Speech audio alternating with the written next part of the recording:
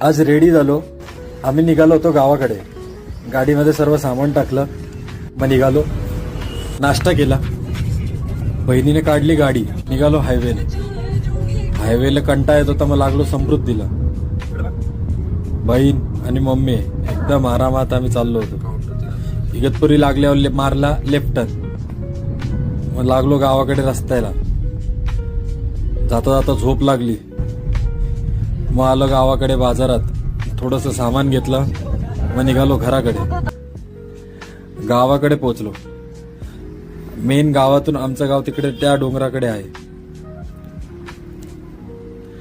मग काय मारला लेफ्ट. बघितलं तर घरापाशी बाबा बाहेर बसले होते. आजी आम्हाला गाडीचा रस्ता सांगत होती. तितक्यात काका पण बाहेर आले. हे आहे आमचं छोटंसं घर. काकाने घेतली झोप. मग काय आम्ही गेलो जेवायला. आजीने पुरणपोळी दिली. आजचं जेवण बाबांसोबत डायनिंग टेबलवर.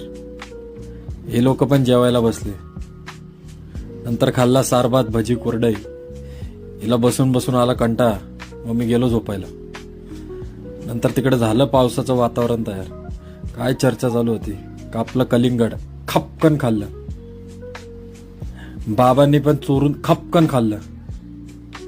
मग आलो टेरेसवर. टेरेसवरून बघा आमच्या गावाकडचा व्ह्यू असा. आजूबाजूला डोंगरच डोंगर आहे. नाचत नाचत हिने घेतला कोयता.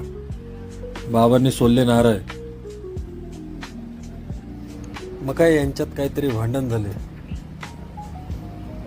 आम्ही घेतली मजा. बाबा टेडी सोबत काय करत होते काय जणू. कधी काम दाबताय, कधी त्याला चेक करताय बरा आहे का नाही.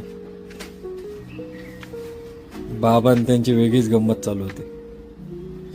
आम्ही टेडीला जाम मारला. मग काय पाऊस पडून झालं सगळं ओलं. वातावरण थंड. तितक्यात मग आम्ही काढली 4 व्हीलर आणि निघालो मग दर्शनासाठी. दर्शनासाठी आलो. आजी नैवेद्य चढत होती. तिकडे काका नारळ फोडत होते. मग घेतलं देवीचं दर्शन. देवीचं दर्शन घेतलं. परत निघालो गावाकडे देवीच्या मंदिरात. इकडे पण दर्शन घेतलं. आपण भेटूया दुसऱ्या पार्टमध्ये.